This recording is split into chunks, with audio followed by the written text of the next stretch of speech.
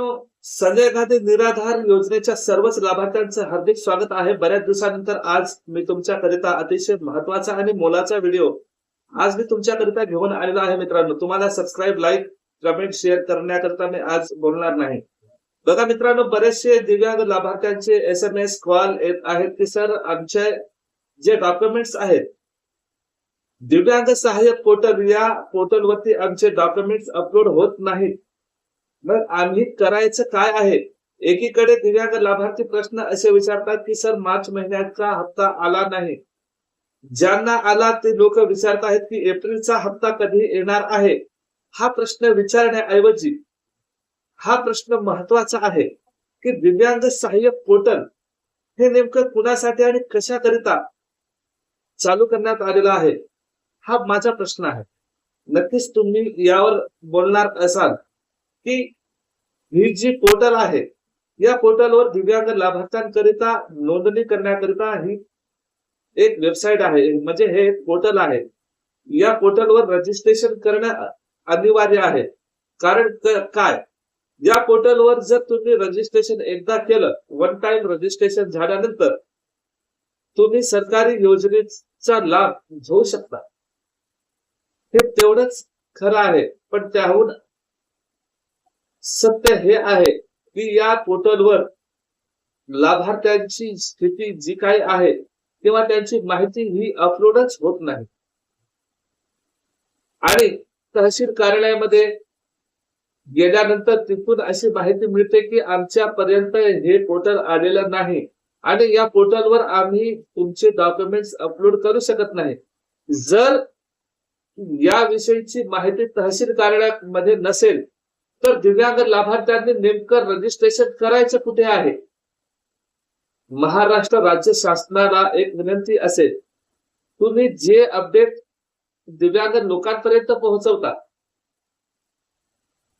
या माहितीचं दिव्यांग लाभार्थी नेहमीच तुमचं स्वागत करेल. परंतु या पोर्टल विषयी तहसील कार्यालयामध्ये कोणीही नागरिक प्रशिक्षित नाही किंवा त्या नागरिकांना या पोर्टल विषयी माहितीच नाही. माझे स्वतःचे सुद्धा डॉक्युमेंट्स अपलोड झाले नाहीत. मग याकरिता नेमका पर्याय कोणता आहे? याकरिता एकच पर्याय तुमच्याकडे आता राहिलेला आहे. तो पर्याय म्हणजे तुम्ही UDID KYC केलेला असेल तरी सुद्धा एकदा तुम्ही तुमच्या मोबाईलने UDID ला KYC करून घ्या आणि KYC झाल्याच्या 24 तासानंतर, बघा काय बोलतोय मी, UDID KYC झाल्याच्या 24 तासानंतर दिव्यांग सहाय्यक पोर्टल या पोर्टलवर जाऊन तुम्ही तुमचे रजिस्ट्रेशन करू शकता. पण याकरिता डॉक्युमेंट्स काय लागणार आहेत, हा मोठा प्रश्न आहे, बरोबर ना?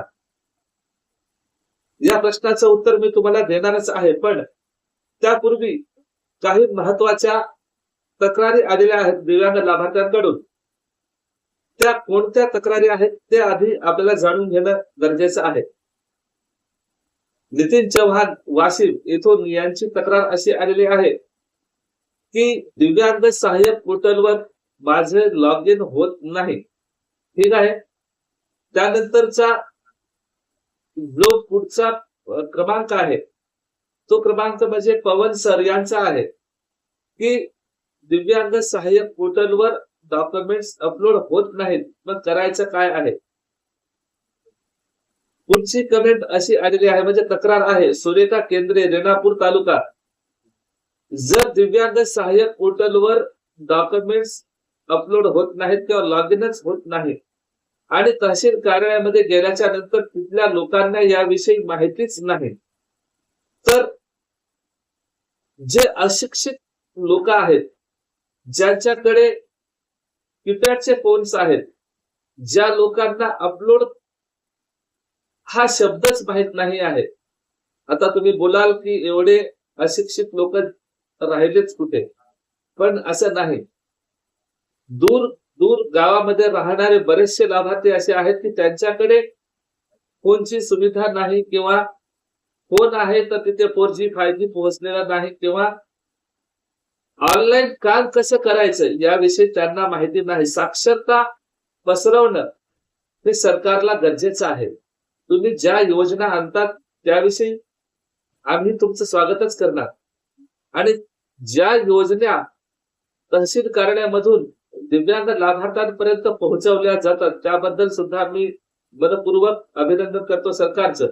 पण ज्या लोकांचे डॉक्युमेंट्स राहिलेले आहेत, ज्या लोकांचे मागच्या महिन्याचे राहिलेले पेन्शन आहेत, हे पेन्शन सरकार का देत नाही? आणि काही लोकांचा प्रश्न असा सुद्धा आहे, जर लाडकी बहीण योजनेच्या महिलांचे काही महिन्याचे पैसे राहिलेले असतील तर सरकार एकदा 2-3 महिन्याचे पैसे त्यांच्या खात्यावर जमा करत असते. मग दिव्यांग लाभार्थ्यांचे राहिलेले मागच्या महिन्याचे पैसे आणि चालू महिन्याचे एकंदरीत 2 महिन्याचे पैसे सरकार त्यांच्या खात्यात का देत नाही? बरोबर आहे का नाही?